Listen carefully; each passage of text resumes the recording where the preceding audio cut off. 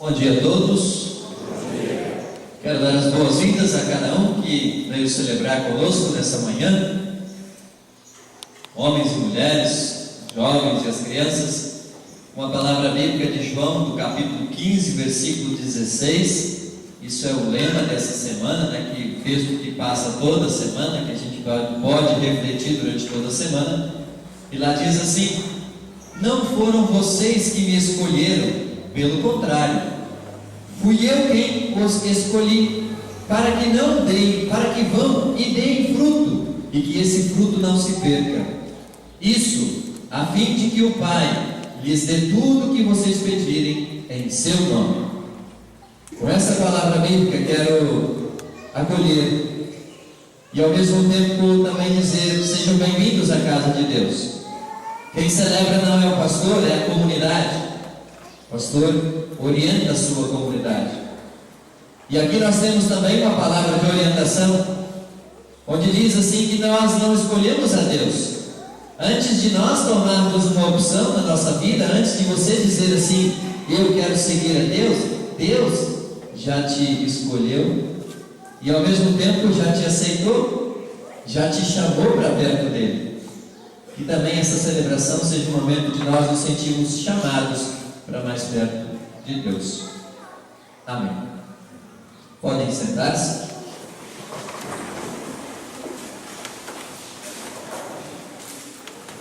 Nós queremos assim também, de uma forma carinhosa, saudar aqueles que nos visitam nesta manhã, devido à oração memorial.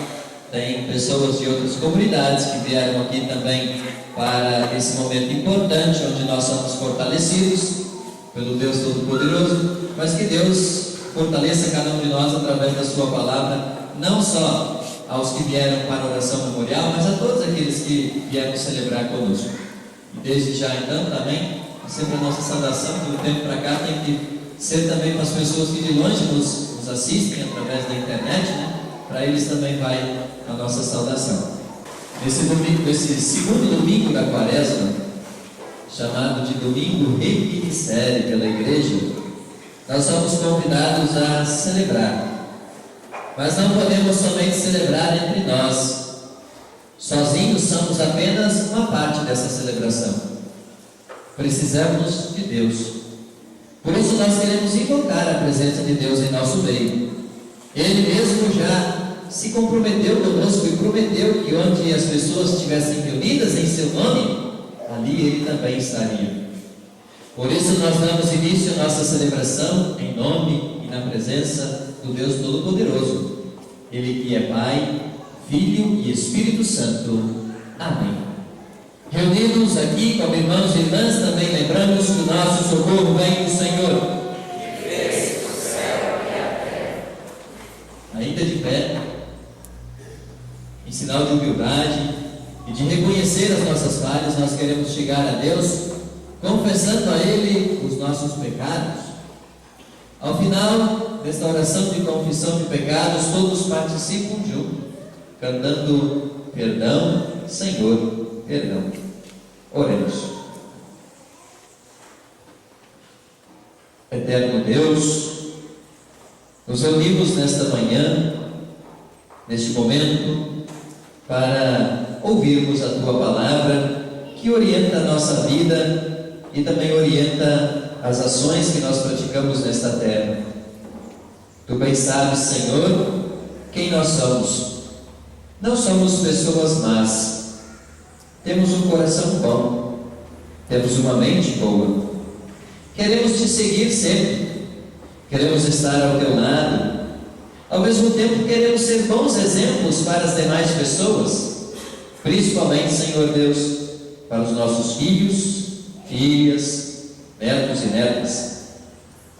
Mas sabemos também que diante de Ti nada escapa. Tu conheces os nossos acertos e também sabes perfeitamente dos nossos erros. Nós Te pedimos perdão, porque mesmo sendo cristãos não somos dignos de sermos colocados como exemplos a serem seguidos. Falhamos em muitas vezes, e as falhas trazem vergonha. Ao mesmo tempo, Também reconhecemos que nosso egoísmo e nossa ganância nos atrapalham. Esses sentimentos só nos permitem olhar para nós mesmos, para os nossos interesses, para o nosso ventre. Reconhecemos também que nos tornamos inimigos da cruz de Cristo quando não incentivamos os nossos filhos a continuar na fé cristã, quando não levamos os nossos filhos ao culto infantil, quando não acompanhamos os nossos adolescentes ou não os incentivamos no ensino confirmatório, quando não incentivamos os nossos jovens filhos a participarem da juventude, quando não temos um tempo necessário na nossa vida para a meditação. Em todos esses momentos nos tornamos inimigos da cruz. Por isso, ó Deus, nós chegamos a Ti, sabedores de que Tu nos conheces e sabes quais são todas as falhas, os pecados que nós carregamos dentro de nós. Reconhecemos humildemente nossa vida indigna e pecadora e chegamos a Ti todos juntos, cantando e pedindo o Teu perdão.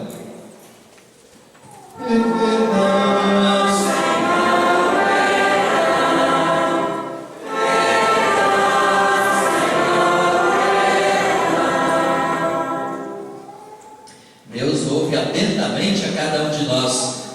Ele, como sabe dos nossos erros, também sabe quando nós chegamos a Ele, dizendo-nos arrependidos, confessando as nossas falhas. A todos vocês que lembram dos seus pecados e os colocam diante de Deus pedindo perdão, como ministros nesta igreja, anunciam o seu perdão, em nome deste Deus Todo-Poderoso. Amém. Podemos sentar. Quando apenas olhamos para nós mesmos e quando nos tornamos inimigos da cruz de Cristo, cometemos muitos males e fazemos com que pessoas sofram. E os sofrimentos na humanidade são muitos. Fome, alguns lugares do nosso país, conforme nós estamos vendo, excesso de chuvas, pessoas perderam suas casas e até mesmo alguns morreram devido a fortes chuvas. Enquanto nós clamamos a Deus para que um pouco dessa chuva também venha para nós.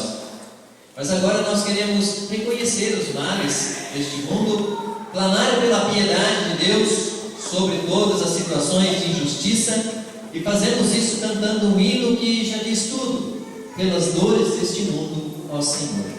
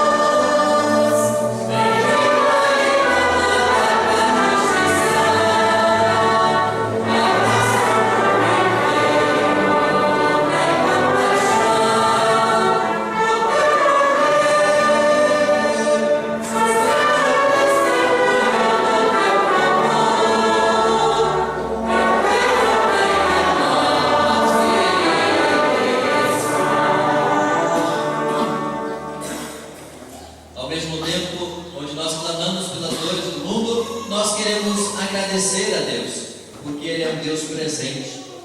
Ele atua no meio das nossas famílias, no meio das pessoas onde as dificuldades estão presentes. E quantos de nós sentem a presença de Deus constante em suas vidas? A esse grande Deus que olha por nós, que acolhe os nossos pedidos, que realiza os nossos desejos de acordo com o seu propósito. Nós queremos engrandecê-lo, louvá-lo. Fazemos isso juntos, cantando o glória.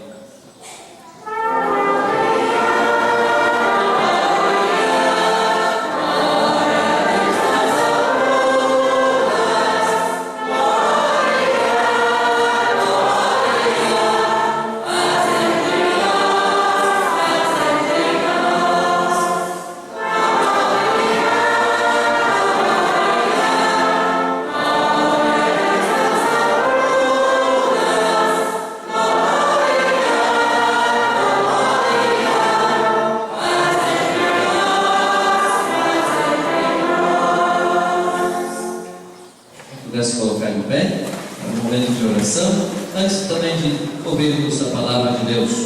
Oremos assim. Senhor Deus, nosso Pai, nos reunimos assim como os teus filhos e as tuas filhas se reúnem para celebrar desde os tempos mais antigos. Tu sabes, Senhor Deus, que ao longo de todo esse tempo, muitos foram teus fiéis seguidores e dignos de exemplo, e deles nós ouvimos falar na tua palavra. Mas nem todos foram dignos de exemplo, muitos falharam. Por isso, Senhor, faça-nos olhar para a tua palavra e reconhecer quem são os homens e mulheres aos quais nós devemos espelhar, nos quais nós devemos espelhar a nossa vida. Faça, Senhor, isto através desse momento, libertando-nos das dificuldades, libertando dos nossos sofrimentos, de tudo aquilo que nos atrapalha de ouvirmos a tua palavra com atenção. Não queremos, Senhor, de forma nenhuma sermos inimigos da cruz de Cristo, queremos ser amigos, e para isso queremos te ouvir. Assim oramos, em nome de nosso Senhor e Salvador Jesus Cristo, que vive e reina de eternidade em eternidade. Amém. Podem sentar-se. Nós queremos ouvir a primeira leitura bíblica. Leitura esta que nós encontramos em Gênesis capítulo 15, versículo 1 até o versículo 12, e além disso os versículos 17 e 18 também. Gênesis 15, 1 a 12, 17 e 18. Ouçam a palavra de Deus. Deus faz uma aliança com Abraão. Depois disso, Abraão teve uma visão e nela o Senhor lhe disse: Abraão, não tenha medo, eu o protegerei de todo perigo e lhe darei uma grande recompensa. Abraão respondeu: Ó Senhor, meu Deus, de que vale a tua recompensa se eu continuo sem filho? Eliezer de Damasco é quem vai herdar tudo o que tem. Tu não me deste filhos, e por isso um dos meus empregados, nascido na minha casa, será o meu herdeiro. Então o Senhor falou de novo e disse: O seu próprio filho será seu herdeiro, e não o seu empregado Eliezer. Aí o Senhor levou Abraão para fora e disse: Olhe para o céu e conte as estrelas, se puder. Pois bem, será esse o número dos seus descendentes. Abraão creu em Deus, o Senhor, e por isso o Senhor o aceitou. O Senhor disse também: Eu sou Deus, o Senhor. Eu o tirei da Babilônia, da cidade de Ur, a fim de lhe dar esta terra para a sua propriedade. Ó Senhor, meu Deus, disse Abraão: Como posso ter certeza de que esta terra será minha? O Senhor respondeu: Traga para mim uma vaca, uma cabra e uma ovelha, todas de 3 anos, e também uma rolinha e um pombo. Abraão levou esses animais para o Senhor, cortou-os pelo meio e os colocou com metade, uma em frente à outra, em 2 fileiras. Porém as aves dele ele não cortou. Então os urubus começaram a descer sobre os animais mortos, mas Abraão os enxotava. Quando começou a anoitecer, Abraão caiu num sono profundo. De repente ficou com medo e o pavor tomou conta dele. Então o Senhor disse: A noite caiu e veio a escuridão. De repente apareceu um braseiro de sol, saltava fumaça, e uma rocha de fogo. E o braseiro e a tocha passaram pelo meio dos animais partidos. Nessa mesma ocasião, o Senhor Deus fez uma aliança com Abraão. Ele disse: Prometo dar aos seus descendentes esta terra, desde a fronteira com o Egito até o rio Éufrates, incluindo as terras dos queneus, dos quenezeus, dos carnaneus, dos heteus, dos fariseus, dos estranhos, dos amorreus e dos cananeus, dos gigaseus e dos zebuseus. Aqui o texto onde nós ouvimos falar da aliança que Deus faz com o seu filho Abraão, um homem já de uma grande idade, uma certa idade, velho já, que tinha muitos bens, mas que tinha uma grande tristeza dentro dele, porque ele não tinha alguém para repassar isso, não tinha filhos, não tinha herdeiros, e quem acabaria herdando era um dos seus empregados. E aí Deus assume diante dele, se apresenta diante dele, dizendo: não, você terá um filho, seu filho vai herdar o que você tem, ele vai ser alguém, chefe de uma grande nação, pai de muitos filhos, você vai ter muitos descendentes. Nós queremos nos colocar de pé para ouvirmos a palavra do Evangelho e queremos aclamar esta palavra cantando todos juntos: aleluia.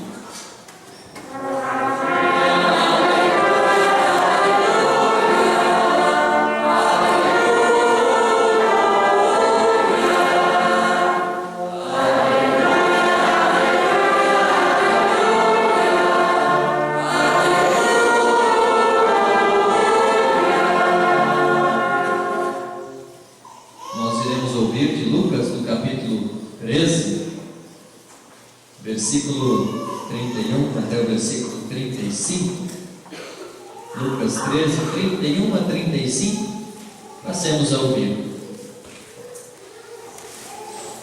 O amor de Jesus por Jerusalém.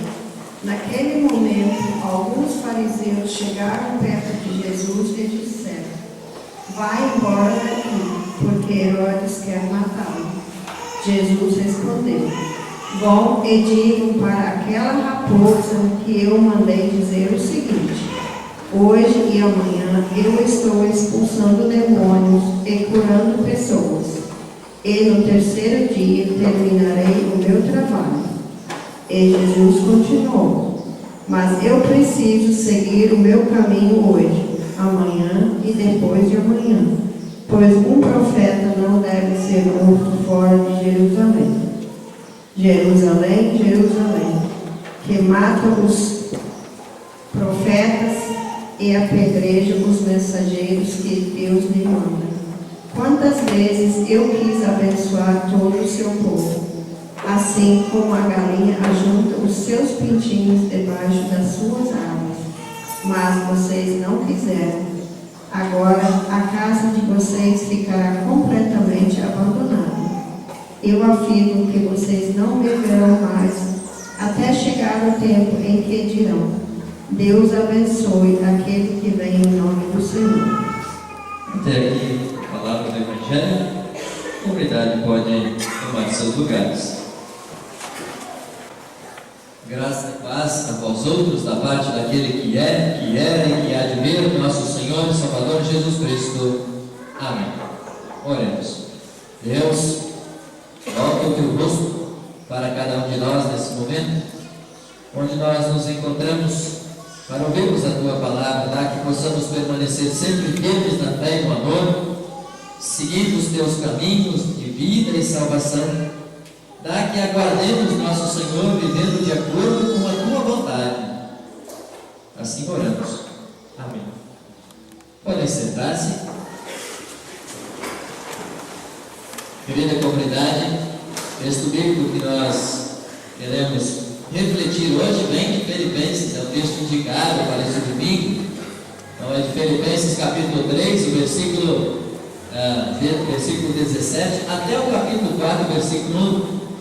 Mas antes de ir ao texto bíblico de Filipenses capítulo 3, é bom a gente pelo menos entender um pouquinho do porquê desse texto, porque ele foi escrito desta forma, para que vocês possam depois, na hora da leitura, também compreender o próprio texto em si. É importante a gente saber que o livro de Filipenses ele é um livro que tem um caráter muito pessoal, é onde o apóstolo Paulo coloca os sentimentos dele, aquilo que de fato passava no seu coração. Então ele escreve, na verdade, aquilo que ele vive naquele momento, aquilo que ele sente. Não é um livro tão teológico, ou seja, não é um livro de uma escrita difícil que fala sobre a fé, que fala sobre... Claro que também fala sobre a fé, né? Acaba entrando para dentro desse assunto, mas o apóstolo Paulo mostra muito da própria vida dele, dos próprios sentimentos que ele vem passando. Para citar um pouquinho da cidade que nós vamos então conhecer hoje, digamos assim, é a cidade então de Filipos, né? Onde vivia essa comunidade chamada Filipenses. Ela já é uma cidade muito antiga e muito importante, mas antes, no Antigo Testamento, ela era chamada de Crêmenes.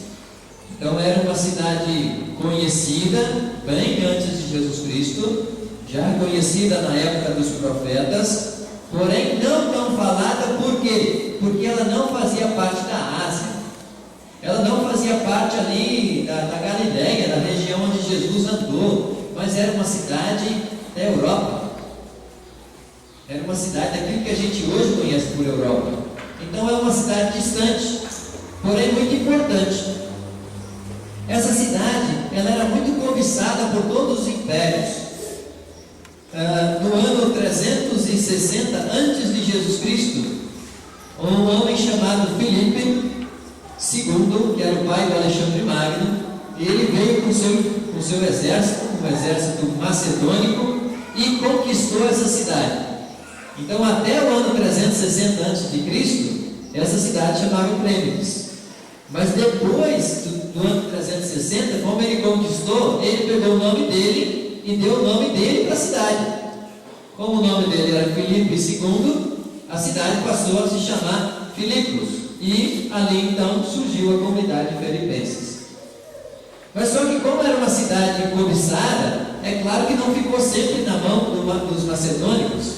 No ano 167, os romanos atacaram essa cidade e acabaram conquistando ela. Então chutaram todos os macedônicos para fora, e o exército macedônico, o império macedônico, e aí os romanos se apoderaram dessa cidade. A partir dali, então, ela era comandada por esse império romano. Durante muito tempo, mais de 100 anos, o Império Romano somente explorou essa cidade. Eles não tinham o objetivo de ir lá e de fazer com que a cidade pudesse crescer ou assim por diante, mas eles somente exploraram. A partir do ano 31 antes de Jesus Cristo, então bem próximo já de Jesus, os romanos passaram a ver essa cidade como um lugar estratégico e fundamental para eles poderem se expandir na Europa, poderem crescer mais e mais, ou até poder firmar um espaço ali. Então eles não começaram mais a explorar essa cidade, mas eles investiram nela. A partir do momento que os romanos investem nessa cidade, ela passa a crescer muito, e vem pessoas de todos os cantos. E uma cidade que talvez tinha 50 ou 100 mil habitantes, passa a ter 300 mil habitantes, 500 mil habitantes em pouco tempo, por causa do investimento que os romanos fizeram lá. É sobre essa cidade, sobre essa comunidade, ou nesta comunidade, que o apóstolo Paulo chega agora na sua segunda viagem missionária. Se vocês têm uma Bíblia do Almeida, principalmente aquela Bíblia mais antiga, não essas mais novas agora, mas a mais antiga, se vocês forem lá no finalzinho da Bíblia, procurem isso em casa nas Bíblias de vocês, na Bíblia Linguagem Almeida, tem lá as viagens missionárias do apóstolo Paulo. E aí tem setinhas, por exemplo, para onde ele passou, saiu daqui, foi para lá, voltou. Então, na segunda viagem missionária do apóstolo Paulo, ele passou pela cidade de Filipos. Ele não ficou lá muito tempo, mas foi tempo suficiente para criar essa comunidade. Quem fazia parte desses que eram agora cristãos ali?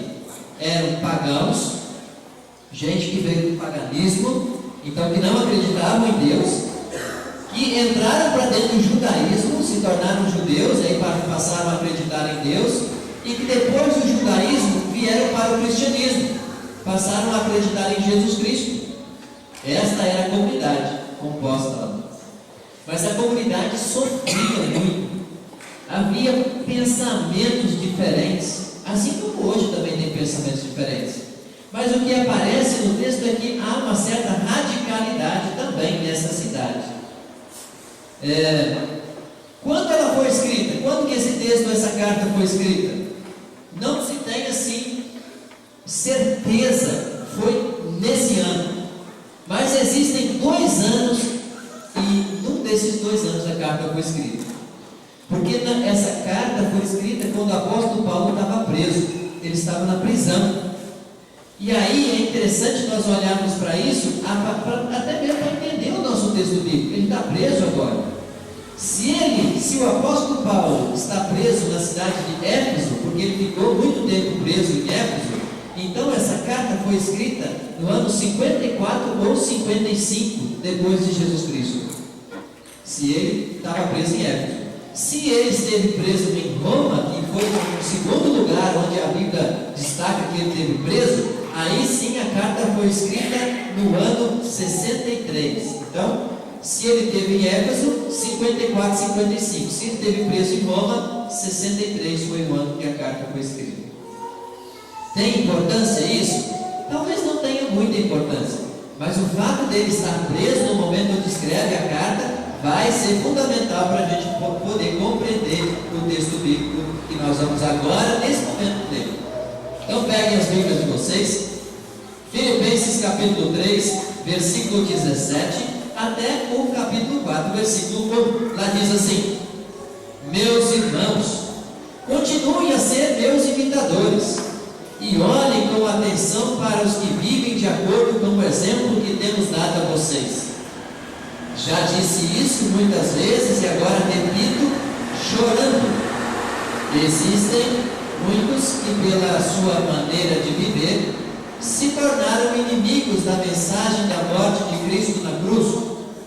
Eles vão para a destruição do inferno, porque o Deus deles são os desejos do corpo. Eles têm orgulho daquilo que deveria ser uma vergonha para eles, e pensam somente nas coisas que são deste mundo. Mas nós somos cidadãos do céu, e estamos esperando ansiosamente o nosso Salvador, o Senhor Jesus Cristo, que virá de lá. Ele transformará o nosso corpo fraco e mortal e fará com que fique igual ao seu próprio corpo, glorioso, usando para isso o mesmo poder que Ele tem para dominar todas as coisas. Meus queridos irmãos, sinto muitas saudades de vocês. Vocês me fazem tão feliz e eu me orgulho muito de vocês. Portanto, continuem todos firmes, vivendo unidos com o Senhor. Esse é o texto bíblico. No texto bíblico é destacado a questão de referencial, de ter um referencial. O que é ter um referencial? Ter um exemplo, uma pessoa ou alguém no qual a gente vai se espelhar, no qual a gente vai dizer assim: poxa, é dessa forma como vive fulano que eu gostaria de também viver. Mas ao olharmos para o povo de Deus e para a comunidade cristã, a gente começa a sentir falta desses exemplos de fé. No primeiro cristianismo, ou seja, na época de Jesus Cristo, logo após Jesus, existiam muitas pessoas que, na sua maneira de viver, com o seu jeito de viver, eram dignos de serem observados por qualquer outra pessoa, cristã ou não cristã, porque se comportavam de uma forma muito bonita. E aí eu queria destacar e levar vocês a pensar de novo na primeira comunidade que a gente ouve, que é a comunidade de Jerusalém, onde as pessoas se reuniam todas as noites, aonde eles comiam juntos, tomavam refeição, partilhavam da Santa Ceia juntos, todas as noites. E aí quem tinha muita coisa levava mais comida para poder partilhar, quem tinha pouquinho, que era pobre, levava pouco. Era uma forma bonita. E quem vivia fora do cristianismo, quem não era cristão, ele, por amor, ele queria fazer parte desse grupo.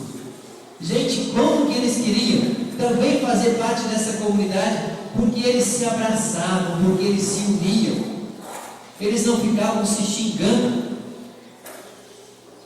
se galfinhando e querendo tirar proveito uns dos outros. Mas teve pessoas que chegaram a vender suas propriedades para dar aos outros um pouquinho de dignidade, para poder viver bem, e partilhavam tudo isso na comunidade, na igreja. Mas esse grupo não continuou assim por muito tempo. Parece que o diabo jogou areia, jogou maldade para dentro dessa comunidade muito cedo também, e ela acabou sofrendo bastante, assim como todas as comunidades hoje em dia sofrem. O apóstolo Paulo, no nosso texto, ele chama até mesmo para si e diz assim: sejam meus imitadores, olhem para mim, vejam a minha maneira de viver. E quando ele fala isso, ele não está se engrandecendo. Alguém, se nós disséssemos isso hoje, ou se o pastor disser isso hoje, a comunidade vai dizer assim: mas poxa, eu acho que ele está se engrandecendo, está achando agora que é melhor que os outros. E aí não é esse o objetivo de Paulo, de jeito nenhum. Ele sabe que ele é indigno, ele sabe que ele é pecador tão quanto as demais pessoas, ele sabe que o seu passado lhe condena, apesar de que ele deve ter pedido perdão a Deus inúmeras vezes por ter perseguido, prendido e até mesmo mandado matar muitos cristãos, porque o passado do apóstolo Paulo é sujo e negro, mas o presente dele é claro, como a luz do dia, e tem como objetivo principal seguir a cruz de Cristo e ao próprio Jesus Cristo. Esse apóstolo Paulo chama agora para si, o olhar para si, não porque ele se acha melhor que os outros, ele nem está em posição de se achar melhor, ele está preso. Como é que um cara que está preso vai querer vangloriar-se de estar preso? Ou vai querer dizer: olhem para mim agora e façam o que eu faço? Entrem todo mundo na cadeia também? Ou façam uma malandragem para ser preso? Não. Ele está chamando os cristãos a olharem para a vida dele porque ele está ali na cadeia, não porque ele matou alguém agora, ou não porque ele fez algo de errado, roubou, mas porque ele se declara como cristão, abertamente e diante de todos. Ele se declara como seguidor da cruz de Cristo e por isso ele sofre, e muito, sofre muito. De tal forma que ele não somente uma vez foi preso, mas várias vezes. De tal forma que ele apanhou por causa de Jesus Cristo. E não é somente uma chinelada na bunda, não. Ele apanhou de sair sangue das costas. Foi surrado. É para esse homem, ou para esta postura, que ele chama agora as pessoas a observarem, a olharem. Mas mais ainda, ele fala assim: observe, veja bem lá no final do 17. Olhem com atenção também os que vivem de acordo com o exemplo que temos dado a vocês. Não só olhem para mim, o apóstolo Paulo, olhem também para as pessoas que vivem de uma forma digna, de uma forma justa e bonita, daqueles menos simples, aqueles que estão ali na comunidade de Filipos, mas que se comportam de uma forma bonita e adequada. Lamentavelmente, no tempo onde nós vivemos, se formos abrir agora para vocês me ajudarem a enumerar, vocês vão conseguir citar muito mais exemplos indignos do que dignos. A gente tem muito mais pessoas das quais nós não poderíamos nem olhar para o exemplo delas, ainda mais seguir. Mas nós temos poucos aos quais nós temos assim a clara convicção de dizer: olhem para tal pessoa e façam como ela faz. Falta muito essas pessoas. E por isso talvez a cristandade está meio pareada, assim, está meio capenga.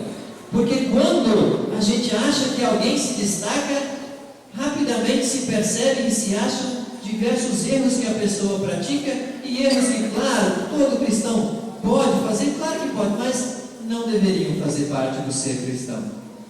Para ser considerado exemplo, tem que se observar mais, tem que se tomar cuidado na vida. Não dá para viver qualquer tipo de vida. Aí o apóstolo Paulo chama a atenção muito clara para dois grupos. Quais são esses grupos?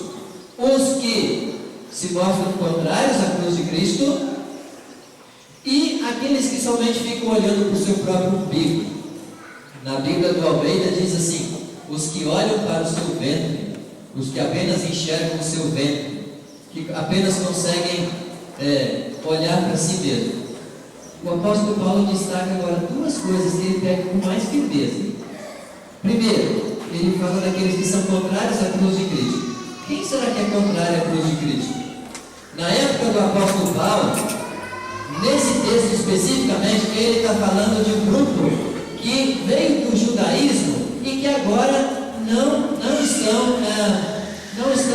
se mostrando firmes dentro do cristianismo ao qual eles fazem parte agora. São pessoas que se tornaram cristãos, mas que ainda gostam de seguir os costumes antigos. E quais são os costumes antigos? Os costumes antigos eram o de não crer na cruz de Cristo e não crer no próprio Cristo.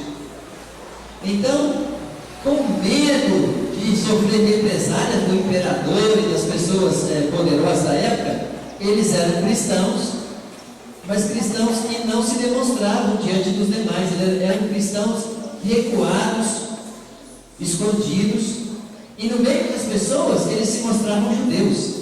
Inclusive prestavam culto ao imperador, se ajoelhavam diante do imperador para prestar culto a eles. E é justamente desses que Paulo chama de contrários à cruz de Cristo, ou, conforme diz o nosso texto lá, inimigos da cruz de Cristo, os inimigos da mensagem de Cristo. São esses que são considerados inimigos. E aí vamos perguntar para cada um de nós hoje: quem são os inimigos da cruz de Cristo hoje? Agora, na nossa vida, quem são os inimigos da cruz de Cristo? Será que também nós, em algum momento da nossa vida, também não nos encaixamos nisso? Também não nos tornamos inimigos? Porque na igreja nós somos um, fora da igreja nós somos outros? Porque nós não batemos firme e não sabemos nos defender diante de pessoas que nos acusam de coisas tolas e bobas? Ser inimigo da cruz de Cristo também é deixar levar-se pelo mal e não participar da comunidade cristã. É vir à igreja, mas não fazer força para poder prestar atenção na palavra bíblica que lá é falada. Ser inimigo da cruz de Cristo hoje em dia pode ser ter filhos, mas não encaminhá-los para o culto infantil, ter jovens, mas não levá-los para a juventude e não incentivá-los a participar da juventude. Tem muita coisa que hoje é inimiga da cruz de Cristo. As próprias drogas. E muitos se comportam como inimigos da cruz de Cristo porque, ao invés de convidar um amigo para ir à igreja, para participar de uma programação da igreja, conseguem convidá-lo para dezenas de outras programações, mas não têm a capacidade de convidá-lo para o seguir a Cristo. Quem abandona a cruz de Cristo é inimigo desta cruz. Quem não crê na cruz de Cristo é inimigo. E a gente sabe que não tem meio termo nessa história. Diz uma historinha lá, né, que quem está em cima do muro pertence ao mal. O muro tem dono, e não é Deus, é o mal. Mas tem o segundo grupo. E o segundo grupo, que lá está muito bem destacado, é aqueles que só conseguem olhar para cima, para o seu próprio vento. Haviam então muitas pessoas que não conseguiam enxergar os outros, não conseguiam ver as necessidades dos outros, mas somente pensavam no seu próprio interesse, somente queriam defender aquilo que lhes trazia benefício. Na comunidade cristã também nós corremos esse risco, como povo de Deus também a gente corre esse risco, e quando nós pensamos somente em nós mesmos, somos inimigos também da cruz de Cristo. O que cabe a gente fazer então? Cabe-nos, se não há muitas pessoas humanas às quais nós podemos nos agarrar e podemos dizer, essas são dignas de exemplo, agarremos-nos então a Cristo, porque o apóstolo Paulo se tornou um bom exemplo a ser seguido, porque ele era fiel a Cristo. O apóstolo Pedro e várias outras pessoas, assim como Timóteo e outras mulheres e homens, se tornaram dignos de serem considerados exemplos na Bíblia. O próprio Abraão é citado como um homem de fé que deve ser observado. Mas por quê? Porque eles seguiram a Deus, seguiram a Jesus Cristo. Ali está o ponto principal para a nossa vida hoje: seguir a Cristo, seguir a Deus, seguir a Jesus Cristo. É fazendo isso que nós nos tornamos amigos da cruz de Cristo. E o tempo da quaresma é especial, gente, porque é justamente aqui que nós falamos dessa cruz de Cristo, com mais ênfase, com mais vigor, porque a morte de Cristo não é em vão, ela é para você e para mim, é para todos nós. Nós devemos aceitar isso. É lá que está o nosso perdão, é de lá que vem a nossa vida, a ressurreição. Aceitem esse perdão. Sejam vocês exemplos como pessoas cristãs por seguirem a Cristo.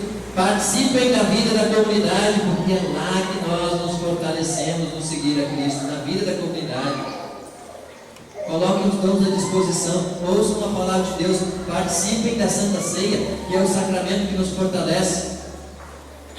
Lá nós nos tornamos amigos de Cristo. Que bom tê-los aqui hoje, porque cada vez que nós chegamos na igreja e nós paramos para ouvir a palavra, nós, para o nosso próprio coração, a gente diz assim: eu quero ser amigo dessa cruz de Cristo, e eu quero seguir a Jesus Cristo. Eu não quero perder a minha vida, eu não quero amanhã me arrepender daquilo que eu fiz hoje, eu não quero ficar empurrado o tempo todo, mas eu quero viver feliz e eu quero viver perto de Cristo. Que Deus conceda a todos nós que, ao olharmos um para o outro, consigamos nós enxergar exemplos dignos de serem seguidos na vida das outras pessoas, mas também na nossa própria vida. Se assim não for, ao fazermos essa avaliação, busquemos corrigir aquilo que não está bom, que não está certo. Lembrem da parte final do texto, no versículo 20: mas nós somos cidadãos do céu. Olha o que o apóstolo Paulo fala aos seus cristãos: nós somos cidadãos do céu e estamos esperando ansiosamente nosso Salvador, o Senhor Jesus Cristo, que virá de lá, virá do céu. Depois ele continua: ele vai transformar o nosso corpo fraco e mortal e fará com que fique igual ao seu corpo glorioso, o seu corpo imortal, usando para isso o poder que ele tem. Ou seja, Deus quer mudar a gente, Deus quer transformar, está escrito aqui. Vamos nós aceitar, vamos nós nos engajar. Nós somos cidadãos do céu, então a gente tem que viver como pessoas que são cidadãos do céu e não como cidadãos desse mundo. Que Deus nos abençoe de tal forma que também nós possamos dar alegria às outras pessoas, porque o apóstolo ao final diz assim: queridos irmãos, sinto muita saudade de vocês, vocês me fazem tão feliz e eu me orgulho muito de vocês. Que Deus também possa se orgulhar de nós, em nossas ações, daquilo que nós fazemos em nossa vida. Que assim seja hoje e sempre. Amém. Coloquemos-nos de pé.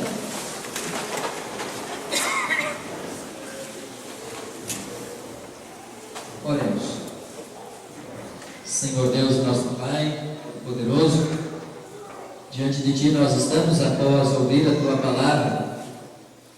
Dá, Senhor Deus, que por meio da Tua palavra nós possamos encontrar nesse mundo os referenciais que são exemplos dignos e fiéis de serem imitados. Dá também, Senhor, que nós possamos ser bons exemplos nesta vida. Que em primeiro lugar possamos nós todos imitar a Cristo e nos agarrar a Cristo. Que não caiamos em tentação, que não sejamos carregados pelas coisas ruins desse mundo, por tudo aquilo que passa, por tudo aquilo que não pode nos salvar. Dá, Senhor, que através da nossa fé, através de seguirmos o Teu exemplo, possamos todos juntos chegar a Ti e à salvação. Assim oramos. Amém.